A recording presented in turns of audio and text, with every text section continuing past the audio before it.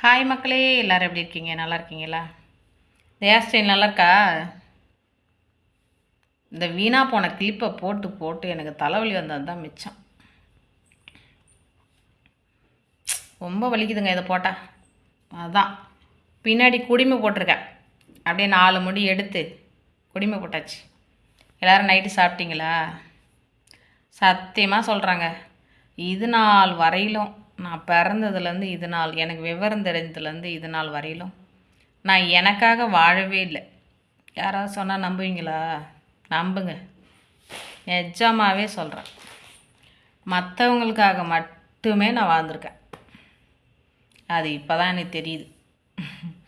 அதுதான் உண்மையும் கூட. என்ன பண்ணுறது, அப்படி நம்மளை கடவுள் படிச்சிட்டான். இந்த மானங்கட்டை இலகுன மனசை வச்சு வீணாக போயிட்டேன்.